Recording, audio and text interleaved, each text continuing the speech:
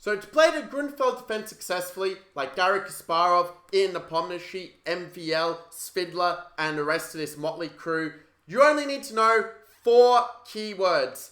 And these 4 keywords are solid, central, thrusting potential. That's all you need to know to play the Grunfeld. You don't believe me? Well, what do you think D5 is? Doesn't that make you think of SCTP, thrusting in at that center? Well, that's what we do. We don't just thrust with D5. We've got more thrusts in us here. Knight F3, Bishop G7. Once we put that king, give it a nice little home, then we do a second thrust and go, yeah, take that. We're going to bang this center right down. Let's roll. Illingworth Chess, a best to improve your chess. What's up, guys? It's GM Max, and this video is all about how to play the Grunfeld defense. If you didn't figure it out from the intro, then the Grunfeld defense is where you play Knight F6, you play G6, but not with the kings in mind. We're not going to play submissively, put our pawn on D6 and give them the whole center. No, we're going to go D5 and give some solid central thrusting potential, blow open that center, say that center's actually a weakness. Well, in the game I play the move C takes D5. Our game is between Magnus Carlsen playing as white against Maxime Vachier-Lagrave in the Opera Euro Rapid Knockout on Chess 24 in 2021. So a game really hot off the press. And also going to be a really crazy end to the game where you're not going to believe it. To make sure to stick to the end, smash that like button as well to show your support. It really helps me out and helps boost that YouTube algorithm. So now let's see some other ideas. Like, what if white doesn't take on D5? Well, in that case, like I said, we're typically going to get the king castled and then go for C5. We already saw that in the line with Bishop F4. What if they put the bishop on G5 instead and try to put some pressure on our D5 point that way? What do you think would be a good way to deal with this threat if you were playing as black? Gonna have a drink of water while you have a moment to think about what you would play. Now, if you guys got this right, you're probably a natural Grunfeld player. So well done if you came up with the move Knight E4, hitting that bishop and hitting the knight. Now, you're probably saying, well, Max, didn't they just blunder a pawn? But actually, it's not so simple, guys. If they go Knight takes D5, we can now play Knight takes G5, Knight takes G5, and boom, E6. We got a double hit here on D5 and on G5. White's going to be crying. And so you can't be naive playing against Grunfeld. Naivety, you're just going to lose really fast as such. So what if white goes CD5 instead? Well, same story. We capture the bishop, captures. Then, ooh, we have a little surprise for you with E6. Black then gets the pawn back and just gets this very comfortable Carlsbad structure, you know, where you can just castle C6 and you've got the beautiful bishop pair range. Remember, always respect the bishops. Bishop's a king in chess. I thought that the queen had all the power, but bishop pair is where it's at if you're a GM. What if white doesn't play CD5 or Knight F3? Well, then they're playing some sideline, like, I don't know, maybe Bishop F4 directly. You know, trying to delay the move Knight F3 to have some extra options. In that case, there are a few good tries. You know, if you're not afraid of sacking a pawn, and most Grunfeld players aren't, you can just castle and let them take, and, you know, they can try to win a pawn if they want to. But you end up getting pretty good play for it after Bishop C7. And now to move Knight A6, you're sort of able to get a pretty nice lead in development. If you're able to get a move like E5, you can often rip open the center and really use your development that way. But if they play Bishop A6, well, then you have a little intermezzo move, folks. We go Queen takes G2, and after Queen F3, defending that rook with the skewer, with the X-ray rather. We have takes, and you know, it's a position where Richabov would be absolutely euphoric because white basically can hold a solid draw here, playing very safe moves. But black has the bishop pair and is also pretty safe. Now, if you do want to work a little bit harder, if you want to just not give white an easy way to make a draw, but you want to get some blood spilt on that board, then do make sure to play the move C5 instead. It's a very common idea in the Grunfeld that you can often play C5 even when it looks like you can't play it. Because let's say white does take that pawn and says, oh, what was the idea of the gambit? Are you like, you know, Mikhail Kamafi without the engine turned on? But the answer is that Queen A5 is the idea. That we can now go for the pin here. We've got moves like Knight E4. It's worth pointing out that white shouldn't be too greedy. If they say CD5, we say, bon appetit, hope you choke on it, and play the move Knight takes D5. Very typical tactic in the Grunfeld. Put that pressure down those long diagonals, long diagonal for the dark squared bishop, the diagonal for the queen to the king. And if queen d5, bishop c3, what you see here is that now, if white does play b takes c3, we can now play queen takes c3, and we've got a little fork on the queen and rook that's kind of annoying. And it's worth pointing out that actually there is a lot of a longer combination. This one line's not, like, let's say, the only way, of course, the position can play out, but it gives a pretty good indication of why the Grunfeld leads to very forcing and very direct play, and why it does have a reputation being a somewhat theoretical opening at a higher level. Because here white can play bishop e5, like you can already see there are all these tactics and counter tactics. White takes a pawn, white takes another pawn, black does a knight sack, white sacks the exchange, white wins the rook. Where does it end, folks? Where does the madness end? The madness ends when you hit that subscribe button and you get those 2 Grandmaster videos for me every day to make sense of even the craziest chess variations of all time. So we've got a little fork on the queen and rook, but black now plays queen b1, bishop takes rook, and now bishop e6. The reason we chose b1 for the queen is that we want to make sure that that queen is not going to yum and gobble up the pawn on b7 and then the rook on a8. And after queen d3, this crazy position takes king f3, and now we lock that bishop in prison with f6. And even though white is up a full piece for a pawn here, he's got this king dancing around f3 like, I don't know, does he think it's king of the hill? Does he watch too many Nakamura videos, is now trying to play the bomb cloud?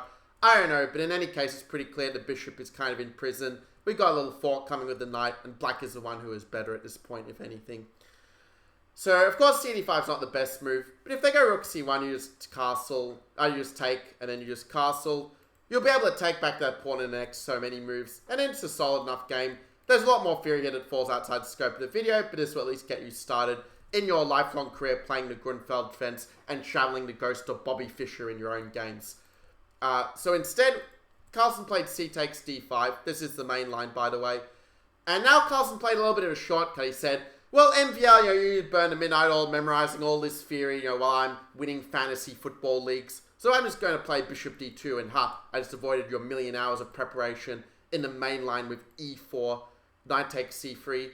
And this is a point, this is a very important distinction. A lot of people think, well, Max, you're just controlling the center. You got the pawns on e4, d4, got c3 as backup. But I want to make a very clear distinction, because it's very important to understand if you want to be a successful YouTube player, a successful Grunfeld player. I said YouTube player, but that's what you're watching. So to be a successful Grunfeld player, the key is to make sure to realize that these pawns on c3 and e4 are actually undefended. White occupies the center, but he doesn't control the center. And what we're going to do is we're going to pile up with moves like knight f3, c5. If they go bishop e3 to try to defend this pawn, we can kind of annoy them with moves like queen a5. This pin is a kind of standard idea once the bishop moves to e3, because a move like bishop d2 would now take an extra tempo, breaking the pin.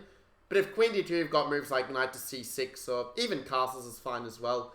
But I like the idea of putting as much pressure as possible on the center, because even though castling and putting the rook on d8 is a very standard plan in these Grunfeld positions to pile up pressure on d4, if you play knight 6, you are getting that pressure a little bit faster, which is nice. And if they go rook c1, you can just trade off the queens like take, captures, and this sort of ending is basically just okay for black. You castle, and I can try to push in the center with d5, but you're going to go rook d8. You've got ideas like going for e6, and you're going to undermine the Delroy, the d pawn, as Jonathan Rowson has put it. I remember that the line that really, or the book that really helped me to start understanding the Grunfeld after many years of not understanding it all, was going through the book Understanding the Grunfeld by Jonathan Rowson. It's a pretty good book, and it's kind of like the short video version, with a few jokes thrown in. The Solid Central Fantasy Potential is taken from that Understanding the Grunfeld book, so I wish I'd come up with this genius, but time just got to stand on the shoulders of giants.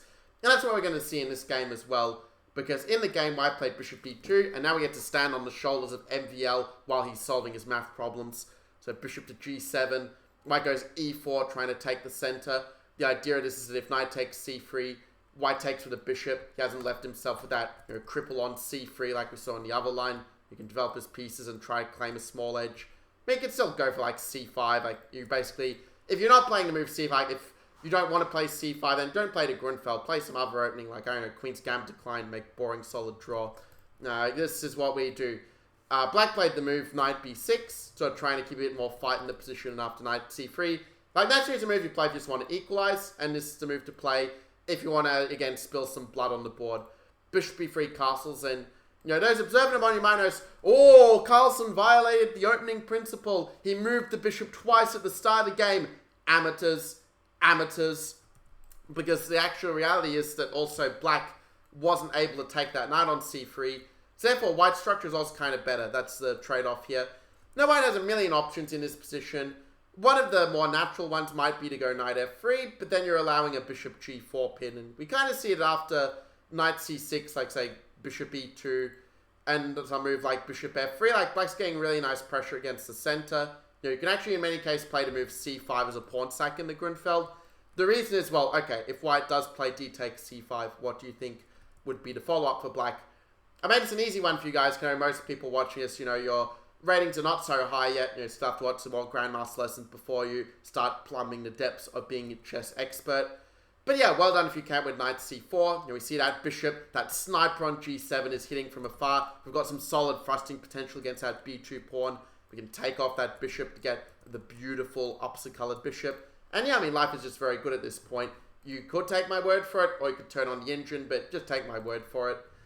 There are other moves where, like, there are different subtleties, like some very deep players will play a move like h3, saying, I want to go knight f3, without allowing the bishop g4 and c5 kind of ideas like we saw before.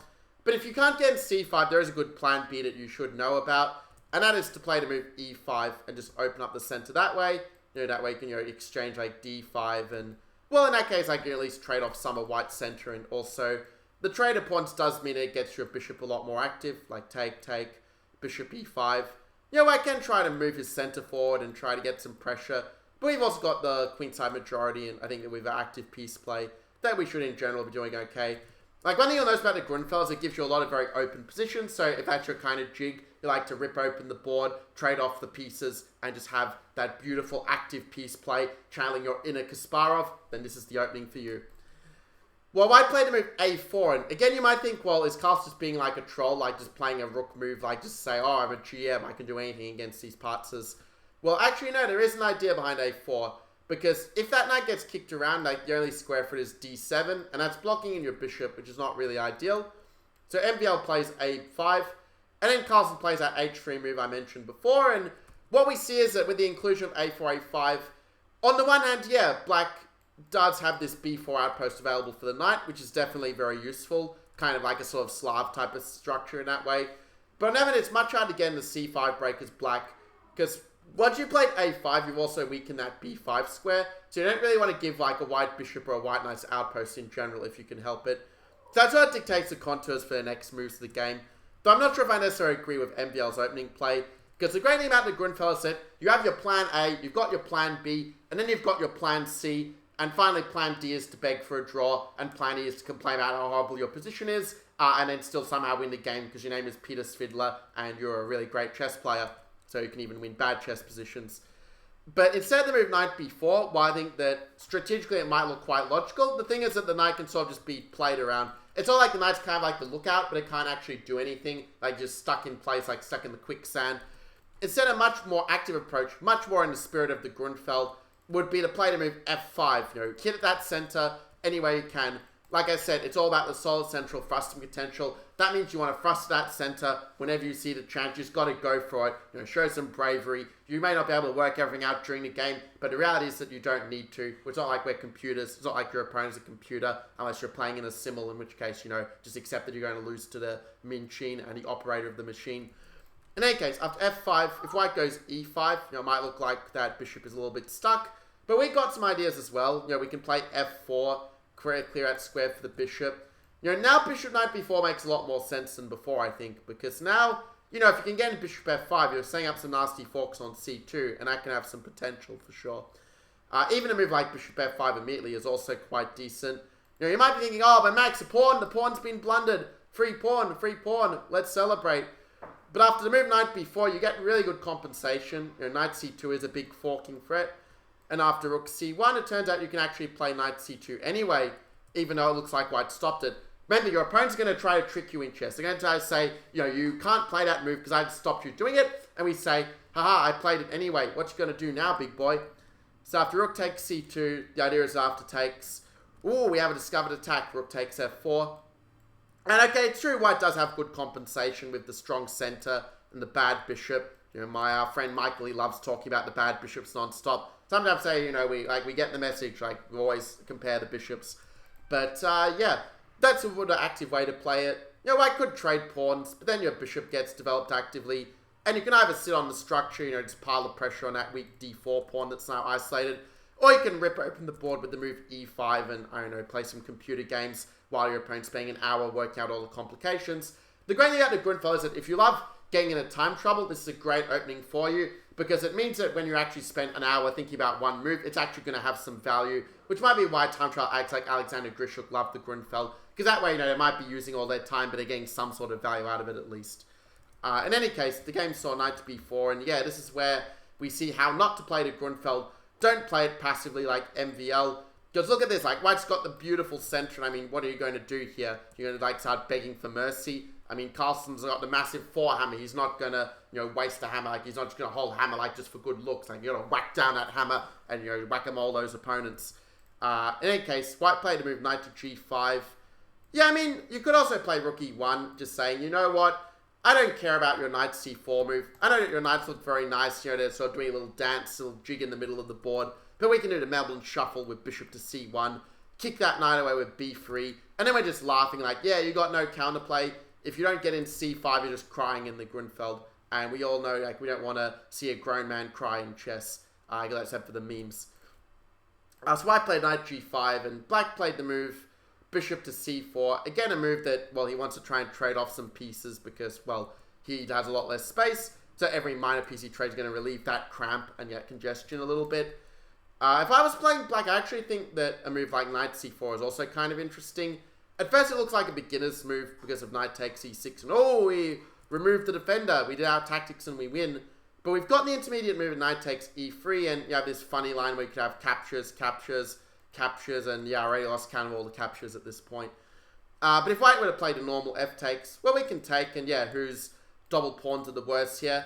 I would say they're both equally bad, so it would probably be a draw by mutual disgust of one another's position. So that would be a fair outcome, but MVL decides, he wants to keep his structure all nice and pretty, so he plays bishop c4. A little egotistical, egoism in chess, but we'll forgive you for that. So white played a move rook c1. It's a more important point that we don't want to take first, because then that knight gets to a much more active square. Whereas black captures first with bishop e2.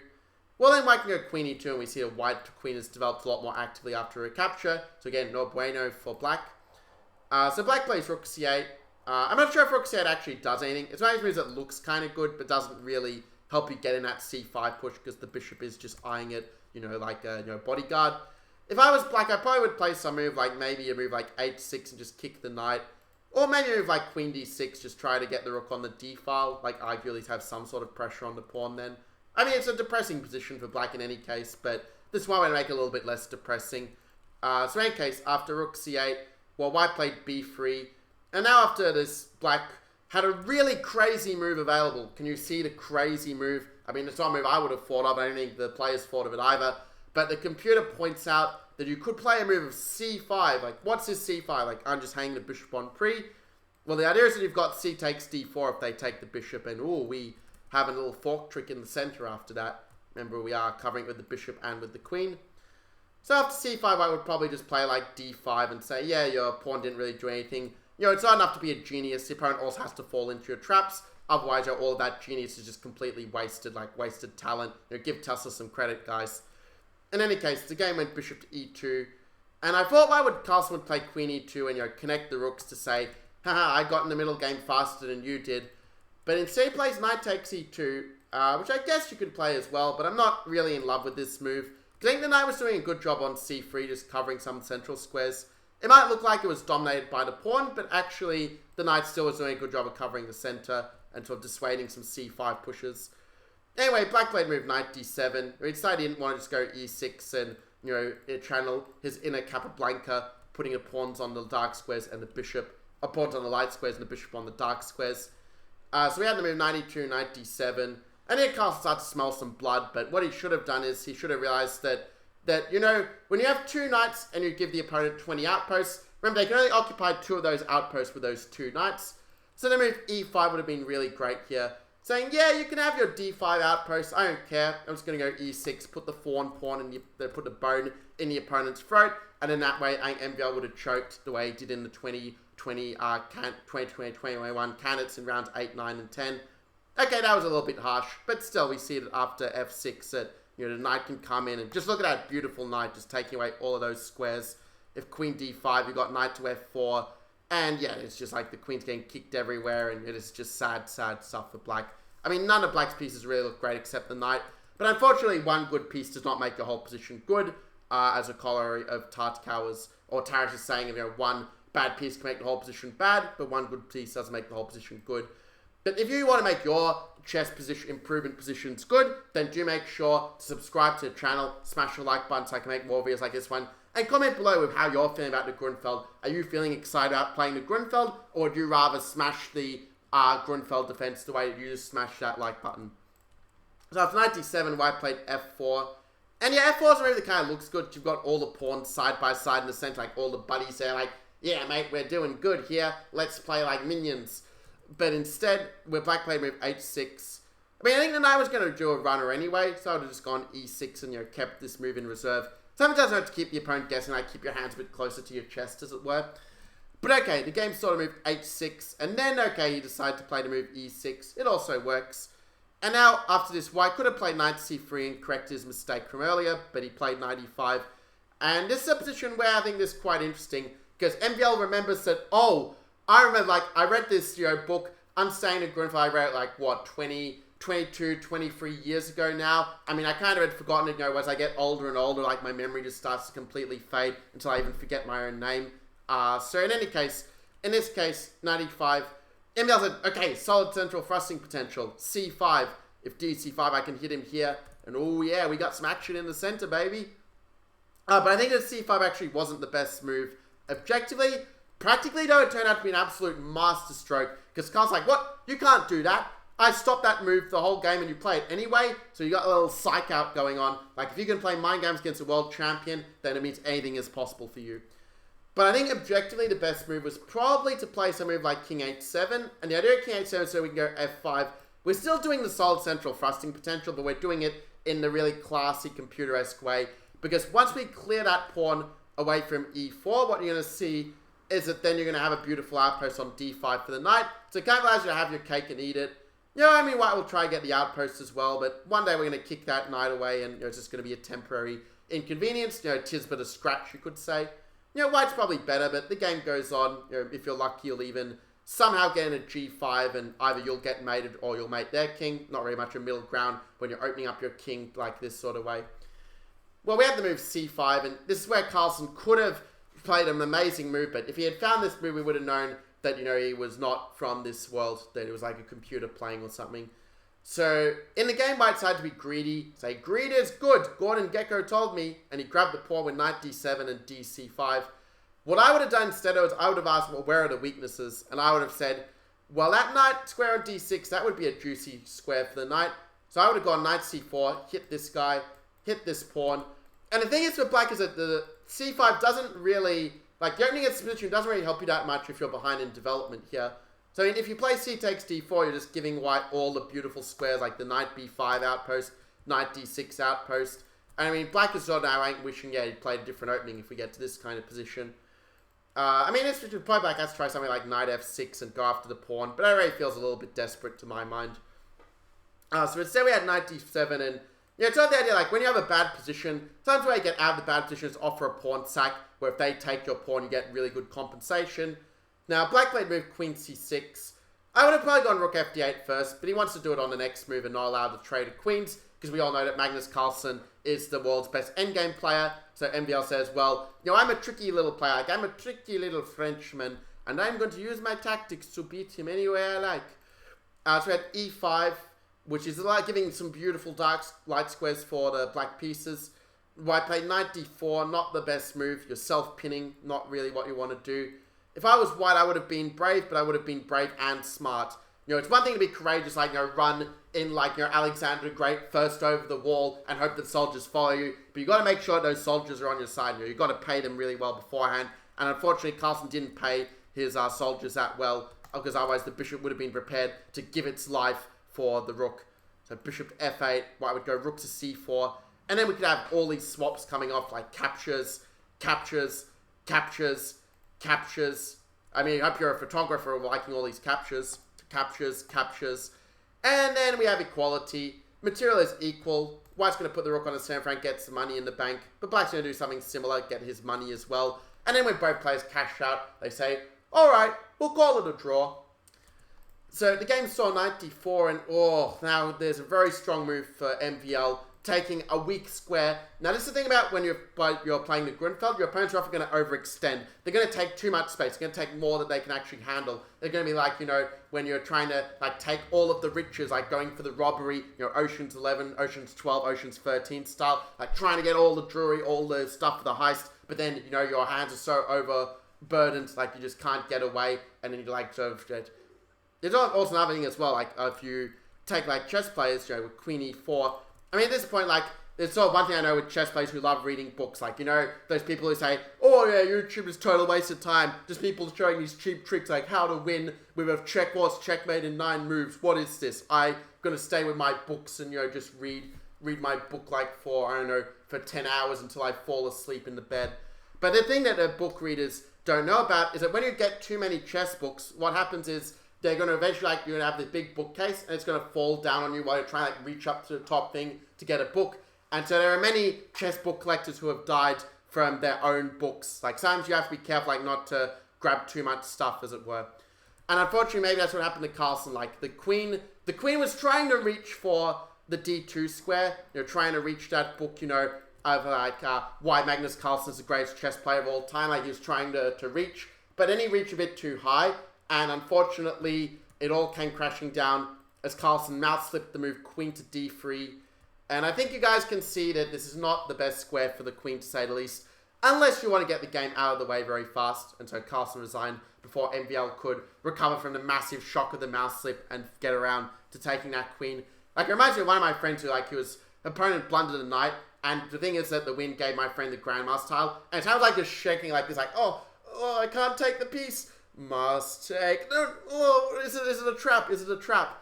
But it turned out it wasn't a trap, that this was, the end of the game. But the thing is, with threats like knight to d3, or even ideas like just bring the bishop around to hit this pinned knight, white already doesn't really have a good move. So there you are. MVL, this is what the beauty of the Grunfeld is. MVL completely messed up the opening. I mean, look at this. He hasn't managed to challenge the center, in this sort of position. White just completely dominating the center. You didn't get that solid central thrusting potential in. Should have listened to GM Max, MVL. We're both, he's Max Sim, I'm Max. We've got similar hair, the glasses. One time I even, had this beard that made it look even more like MVL. But anyway, you should have listened to your fellow Grandmaster Max. But fortunately, you won the game anyway, because Carlsen, made a mouse slip and you did your usual pawn sack and French tricks. Always a lot of fun for the video. Now, if you want to get more tricks, do make sure to smash that like button so I know to make more videos like this one. Comment below, what did you love most of all about this video? What reference are you going to use the next time you're doing a stand-up comedy show? And make sure to hit that subscribe button, the red subscribe button. I've created a cute little icon on the bottom right where you can sort of hover over and then click subscribe from there. And then ding, ding, ding, that notification bell so you get 2 Grandmaster chess lessons every single day in your feed. Why am I so generous? Watch the catch. There is no catch. Basically, you win and I win. So we both win. Now, I'm going to see you guys in the next video where both of us are going to win once again. So take care and I'll see you there. Oh, and before I forget, good luck playing the Grunfeld, the best chess opening since sliced bread.